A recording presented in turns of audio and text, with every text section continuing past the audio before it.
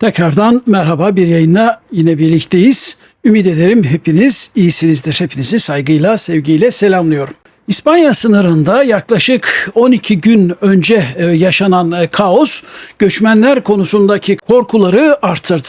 Avrupa göçün silah olarak kullanıldığını, kendisine karşı bir çeşit silahlaştırıldığını düşünüyor. İspanyol yetkililer, İspanyol yerleşim bölgesi Ceuta'ya 70 binden fazla göçmenin aynı anda akın etmesinin örgütlü bir iş olduğu kanaatinde. Ama bu işin arkasında kim var? Bunu açıklamaktan çekiniyorlar. Fas tarafında ise sosyal medya paylaşımları yeni bir hamle için hazırlık yapıldığını gösteriyor. Suida tıpkı Melilla gibi Fas'ın içine gömülü bir İspanyol eksklavi. Ceuta'nın etrafı denizlerle ve Fas'la çevrili. Denizler dediğimizde yine karşı tarafı Fas toprakları. Buraya ulaşmak için yüzmek veya tel örgüleri aşmak yeterli oluyor. Bu sebeple sadece Faslılar değil, Afrika'nın derinliklerinden binlerce çaresiz insan her yıl Ceuta'nın çevresinde toplanıyor ve fırsatını bulan bu küçük yerleşim birimine kendisini atmaya çalışıyor. Ceuta ve Melilla kaçak göçmenler ve sığınmacılar için popüler bir varış noktası. Ama 30-31 Temmuz günü yaşanan istila her yönüyle olağan dışıydı. Bu iki İspanyol toprağına 2000 ile 2025 yılları arasında, yani 25 yıl içerisinde yaklaşık 80 bin göçmen gelmiş. Zaten bu toprakların nüfusu da 80 binden biraz fazla. Çeyrek asırda 80 bin insan gelmiş göçmen olarak. Oysa ki 30-31 Temmuz tarihlerinde, yani sadece 2 gün içerisinde 70 binden fazla Faslı ve Afrikalı Ceuta'ya, bir miktarda Melilla'ya doluştu. İspanya neye uğradığını şaşırdı. Özellikle Ceuta kendi nüfusuna yakın bir insan akınıyla neredeyse işgale uğramış görüntüsündeydi. Gelenler saldırgan değildi, kendi halinde, çoğu genç, hatta içlerinde çocukların, kadınların da olduğu birçoğu garip gureba insanlardı. Fakat bu kadar insanın bir anda kendi topraklarına dolması Madrid'i şoke etti. Göç bildik bir olgu olsa da 70 binden fazla insanın küçücük bir toprak parçasına 1-2 gün içerisinde doluşması gerçekten garip. Bu nedenle Madrid hükümeti göçmen akınının organize bir iş olduğunu ve arkasında casus örgütlerinin ve dış güçlerin olduğunu savundu. Bazı siyasiler bunun için İsrail'i suçladı. Amerika'yı, Trump'ı suçladılar. Hükümet resmen bunu dile getirmedi ama İspanya'ya göre göçmenleri İspanya'nın üzerine salan Fas hükümetiydi. Fas'ın bunu Trump'ın ve İsrail'in teşvikiyle yaptığına inanılıyor. Fas hükümetiyle Trump arasında, Amerika arasında ve İsrail arasında iyi ilişkiler var. Bir görüşe göre İsrail Fas'ı teşvik ediyor, İspanya'ya karşı kışkırtıyor. Çünkü Fas'ın hem Cezayir'le hem İspanya'yla toprak sorunları var, sınır sorunları var. İsrail diyor ki sen benim dediğimi yap, ben de sana bu konularda yardımcı olayım. Tabii bunlar komplo teorileri. Arkada gerçekten böyle bir plan var mı, böyle bir teori var mı, bunu henüz bilmiyoruz. Bu kadar çok insanın birdenbire ve kendiliğinden sınırı nasıl aştığı ve Fas ve denizle çevrili küçük bir İspanyol bölgesi olan Ceuta'ya nasıl geçtikleri henüz net değil. Bütün detaylara hakim değiliz. En makul açıklama göçmenler arasında bir dedikodunun yayıldığı, hızla yayıldığı ve göçmenlerin bu dedikodu üzerine hareket ettiği şeklinde. İddiaya göre birileri İspanyol Yüksek Mahkemesi'nin bir karar aldığını ve bu karara göre İspanya topraklarına geçen herkesin, özellikle denizden gelenlerin bir şekilde İspanya'da kalmaya hak kazandığı haberini yaymışlar. İşte İspanyol Mahkemesi bu kararı aldı. Siz de vakit kaybetmeyin, hemen Ceuta'ya geçin, İspanya sizi kabul edecek. Böyle bir dedikodu yayılmış. İyi ama bu dedikoduyu kim yaymış, neden yaymış? Bu süreç kendiliğinden olmuş olabilir mi? Evet, olabilir. Dedikoduyu insan kaçakçıları yaymış olabilirler. Daha çok para kazanmak için, işte paralarını almak için, ama gelen on binlerce insanın kaçakçılar vasıtasıyla gelmediğini görüyoruz. Biraz kendileri yüzerek karşıya geçiyorlar. Ortada organize işler olduğunu gösterir de bazı emareler, işaretler var.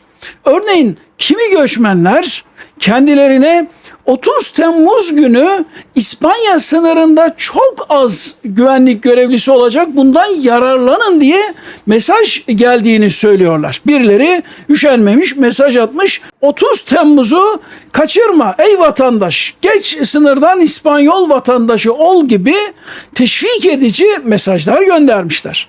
Bazı görüntülerde, ki ben de izledim o videoları, Faslı güvenlik güçleri göçmenlerin geçişine açıkça izin veriyor, göz yumuyor, hiç müdahale etmiyor. Sadece izliyor, hatta acele edin, çabuk olun gibi teşvik edici ifadeleri de görüyorsunuz o videolarda.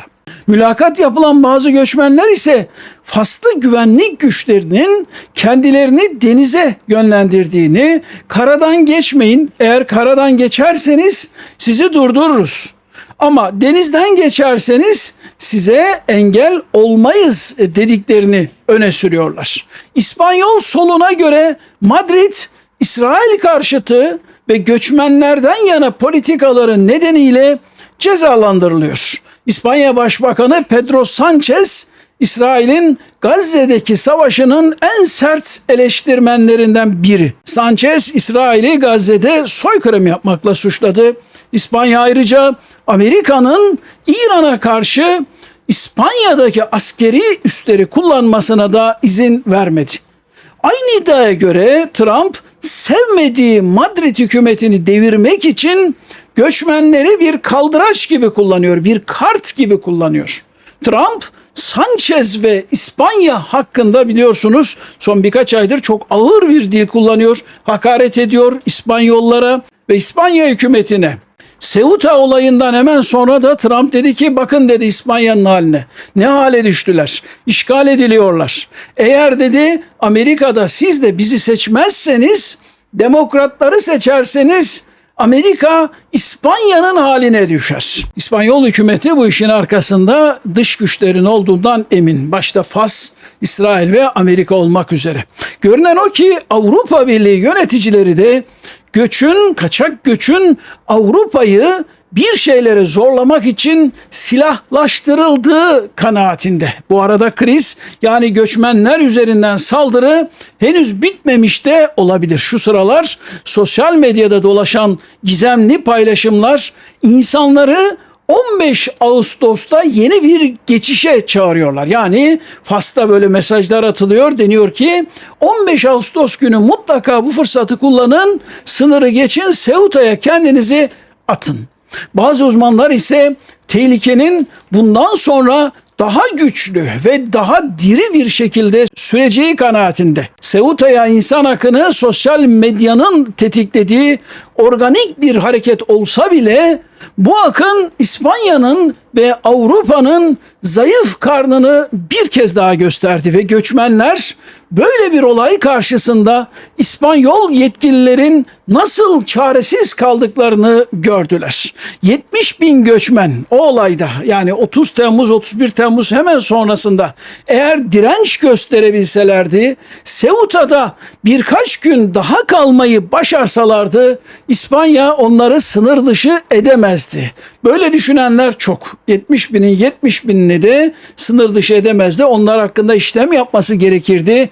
Bu işlemlerde aylar, belki yıllar süreceğinden 70 bin kişiyi Ceuta'da barındıramayacaklarından bu göçmenleri büyük ihtimalle ana kıtaya, yani İspanya Yarımadası'na almak zorunda kalırlardı. Nitekim şu anda Ceuta'ya, o akından geriye bazı kaynaklara göre 5 bin, bazılarına göre 7-8 bin kaçak göçmen kaldı ve onların işlemleri büyük ihtimalle yapılıyor. Diğer taraftan İspanya'nın hasımları ve İspanya'dan Ceuta'yı ve Melilla'yı yüzyıllardır isteyen Fas hükümetinin de insan akınının ne kadar etkili bir araç olduğunu gördüğü söyleniyor. Sadece Fas hükümeti değil, Rusya gibi, Belarus gibi, Çin gibi Batı'nın rakibi olabilecek ülkelerinde bu durumu çok iyi not ettiği iddia ediliyor. Bir görüşe göre Rabat yönetimi yani Fas göç üzerinden İspanya'yı zorlamaya devam edecek. 2021 yılında da buna benzer ama çok daha zayıf bir dalga halinde göçmenler gelmişti. O zaman 8.000 kadar kaçak göçmen Ceuta'ya geçmeyi başarmışlardı. Fas hükümeti suçlamaları reddediyor. Aslında Fas Avrupa Birliği'nin partneri, hatta İspanya ile de anlaşması var. İspanya Fas'a milyarlarca dolar veriyor veya milyarlarca euro veriyor bu göç konusunda kendisine yardımcı olsun diye. Fas'ta Avrupa ülkelerinin pek çok yatırımları da var. Milyarlarca dolarlık yatırım var. Fas Avrupa'nın Çin'i gibi bir şey olma yolunda ilerliyor.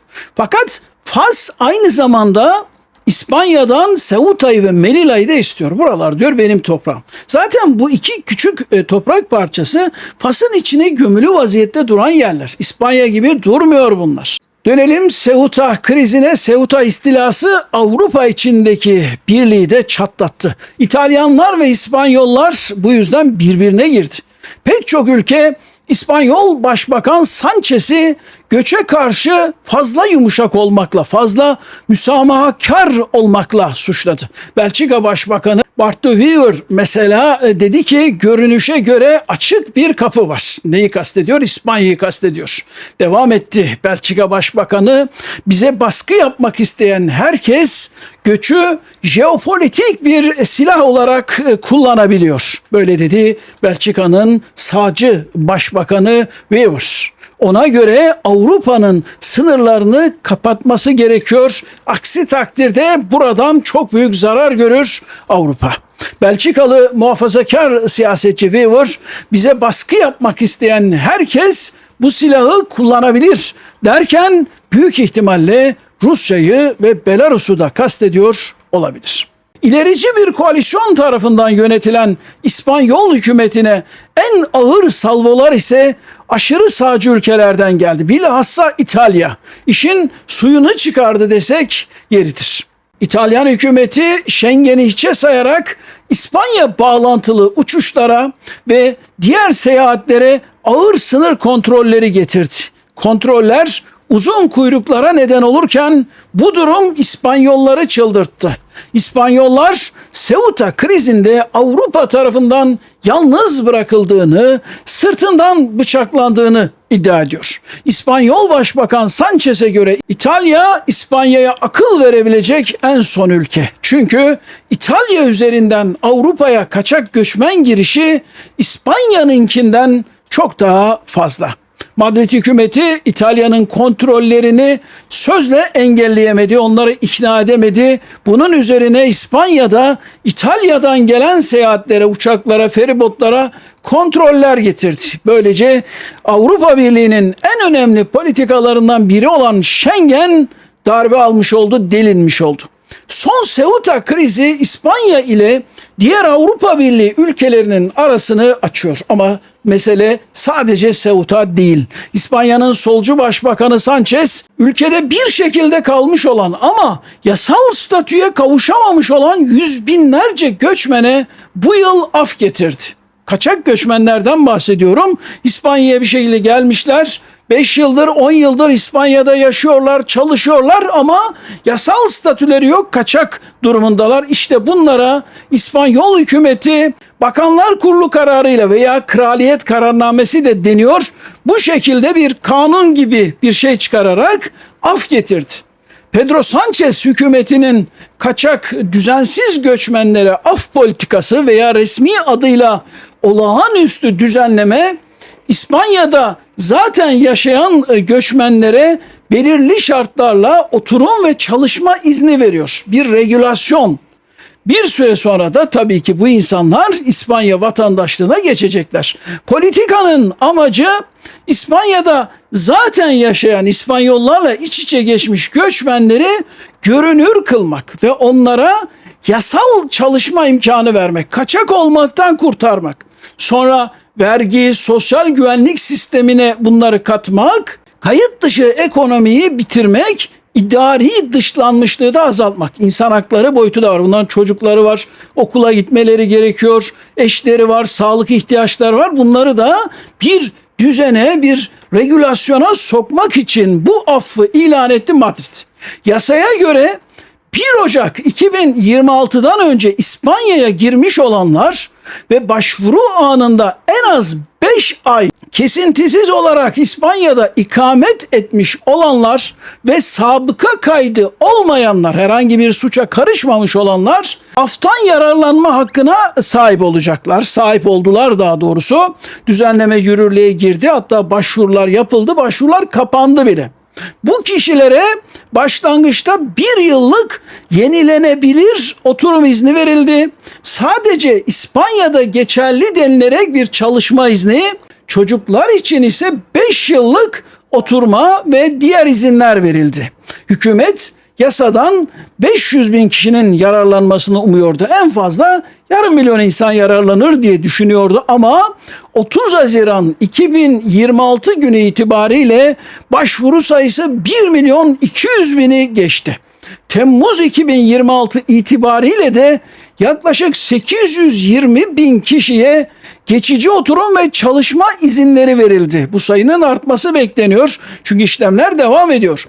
İspanya buna benzer bir affı 2005 yılında Zapatero döneminde uygulamıştı ve o zaman o aftan 576 bin kaçak göçmen yararlanmış, oturum ve çalışma izni almıştı. O insanların bugün tamamına yakını büyük ihtimalle İspanya vatandaşı oldu. Sanchez hükümetinin uygulaması 1 milyon 200 bin göçmeni bir anda İspanya'da yasal hale getirecek, hatta 800 küsür bini yasal hale gelmiş oldu ve bu insanlar da bir süre sonra İspanyol vatandaşı olacaklar. İspanyol vatandaşı olunca da elbette bunların bazıları Fransa'ya, Almanya'ya ve diğer Avrupa Birliği ülkelerine serbestçe gidip yerleşebilecek. Aftan yararlananların büyük kısmı Latin Amerika'dan gelen ve İspanyolca konuşan göçmenler. Ama buna rağmen yüz binlerce Afrikalı ve Arap da af yoluyla İspanya'ya resmen yerleşmiş durumda, daha da fazlası yerleşecek.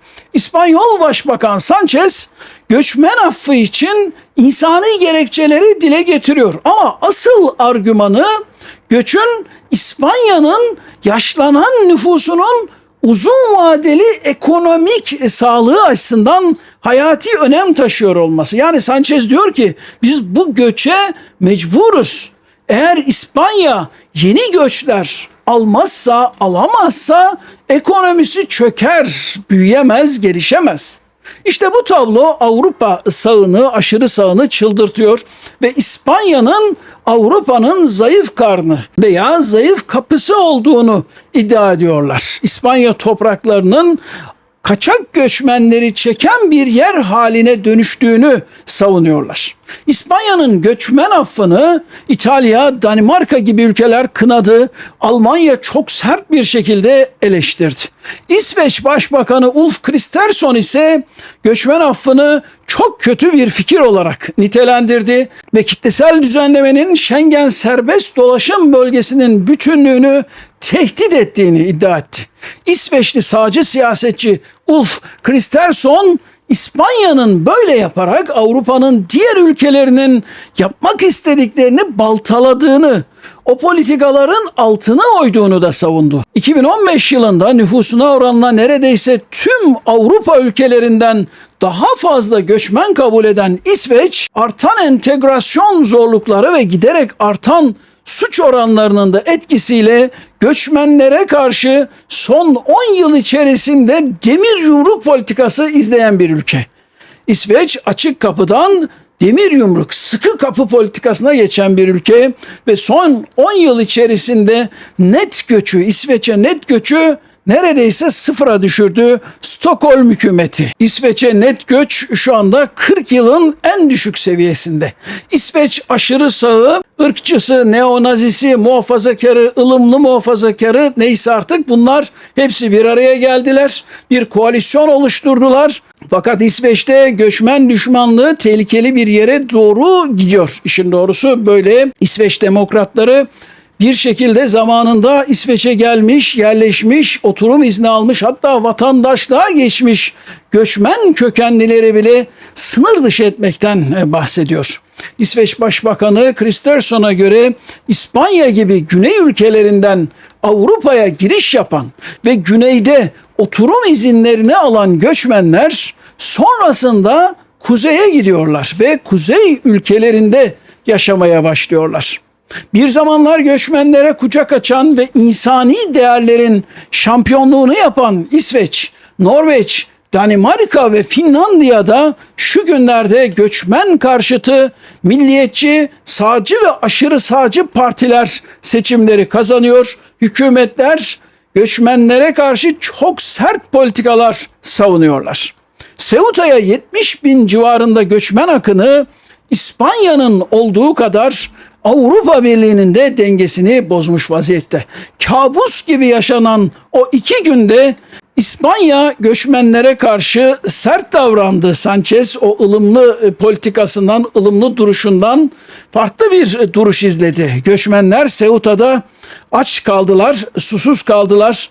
Onlara parasıyla bile yiyecek satılmadı. Bunun üzerine on binlerce kaçak göçmen Ceuta'yı kendi istekleriyle, daha doğrusu mecburen terk etmek zorunda kaldı. Fakat Ceuta dalgası bunun tekrarlanabileceğini gösteriyor. Başka Ceuta dalgalarının da olabileceğini anlıyoruz. Çünkü Afrika'da Avrupa ülkelerine geçmek isteyen yüz milyonlarca insan var ve bunların sayısı sürekli artıyor. 30 Temmuz'da 70 bin göçmenin akınına uğrayan Ceuta önümüzdeki yıl veya sonraki yıl 250 bin insanın akınına da uğrayabilir. Bunu daha önce uzun uzadıya anlatmıştık. Afrika'nın nüfusu 25 yıl içerisinde 1 milyar civarında artacak. 75 yıl içerisinde ise 2 milyara yakın artacak. Mevcut nüfusuna dahi bakamayan Afrika ülkeleri elbette bu 1-1,5 milyar fazla insanı başka ülkelere, başka kıtalara gönderecek. Bu devletlerin tercihi de değil. Bunu da söyleyelim. Burada doğal bir şey var. Dipten gelen bir dalga var. Kitlesel hareketler var. Kuzey Afrika'da da ciddi bir nüfus baskısı var. Nüfus artıyor. Güneyin tamamında nüfus bir şekilde artıyor. Kuzeyde ise, Avrupa'da ise nüfus artışı durdu. Ölümlerin sayısı doğumların sayısını geçiyor. Ülkeler teker teker bu potaya girmiş vaziyetteler. Doğal yollarla çoğalma artık bitti. Göç olmasa Avrupa çoğalamayacak, nüfusunu artıramayacak. Ölen bir kıta Avrupa. Bu haliyle Avrupa, Afrika ve Asya'dan göçmen akınları ile yüzleşmek zorunda. Sınır kontrolleri, polisiye önlemler, bunlar sorunu sadece geciktirir ve hatta büyütür, çözemez. İsveç şu günlerde net göçü sıfıra yaklaştırmakla övünüyor ama İsveçli işletmeler çalışacak insan bulamıyor, hükümete baskı yapıyorlar. En azından diyorlar gençleri göndermeyin, ülke dışına göndermeyin. Yeni gelecek kalifiye veyahut da güçlü kuvvetli delikanlılar bulun bize diyorlar. Göç kitleselleşiyor. Yani mesele sadece teknelerle gelen binlerce insan olmaktan çıkıyor. Milyonların akınına dönüyor. Avrupa bir yandan yeni gelenler için uyum programları oluşturmak, diğer yandan ise göçün kaynağı olan ülkelerde göçün nedenlerini kurutmak zorunda. Bunun yolu ise Afrika ve Asya'da istikrardan geçiyor. Barıştan ve ekonomik kalkınmadan geçiyor. Siz İran'ı bombalarsanız, Lübnan'ı bombalarsanız, Sudan'da iç savaşı teşvik ederseniz, arabuluculuktan kaçınırsanız, Çad'da, Nijer'de, Nijerya'da sadece Batı çıkarları merkezli yaklaşır ve oradaki insanların daha da perişan olmasına yol açarsanız, bunu sorununuz saymazsanız, oradaki insanlar bir süre sonra Paris'te komşunuz olur, Berlin'de karşı tarafınıza oturur veya Londra sokaklarında size dik dik bakar. Ve bu gelen insanların suçu arttırması da normaldir. Çünkü zorlu coğrafyalardan geliyorlar. İç savaştan gelen 1000 kişiden 10 tanesinin suçlu olması son derece tabidir. Bunlarla Avrupa'nın polisi uğraşacak. Bu bir gerçek. Sınırımı kapatayım, bu göçü de durdurayım diyemezsiniz. Milyonlarca insan hem ölür hem de o duvarı yıkar. Bakın o en son Ceuta krizinde onlarca insan boğularak öldü. Belki 100'e yakın insan boğularak öldü. Cesetleri kıyıya vurdu. Hala da Fas'ta aileler çocuklarını arıyor. Kayıp insan sayısı da bir hayli fazla. Ama buna rağmen göç durmuyor. Bir kitle bir de sayıları çoksa, ölümü de göze aldılarsa siz bunları durduramazsınız. Bu işin çok zor ve çok büyük bir iş olduğunun farkındayım. Yani Avrupa gerçekten göçle mücadele edecekse veya bunu bir düzene koyacaksa bu işe gidecek Kara Afrika'da başlayacak. Bu işe gidecek Mısır'da başlayacak. Oraları düzeltmenin bir yolunu arayacak, oraya katkı verecek. Yoksa İsrail ve Amerikan politikalarının peşinde koşturup oralarda sadece güvenlikçi bir siyaset izlerseniz o insanların hepsi gelir ülkenize yerleşir, kaçarı yok. Bu iş zor bir iş. Avrupa bunun altından kalkabilir mi, kalkamaz mı? Bunu bilmiyorum. Avrupa Birliği bu sorunu çözmezse hem siyasi birliğini tehlikeye atacak hem de kendisi Afrikalaşacak ve Orta Doğululaşacak. Yani Avrupa Birliği'ni de çatlatabilir, dağıtabilir, ülkeler birbirine girebilir. İkincisi de göç böyle kontrolsüz gelmeye devam ederse Paris Afrika'ya benzer, Orta Doğu'ya benzer, o eski düzenini de bulamaz. Evet, bugünlük bu kadar. İzlediğiniz için tekrar çok teşekkür ediyorum. Bir sonraki yayında görüşünceye kadar kendinize çok iyi bakın. Hoşçakalın.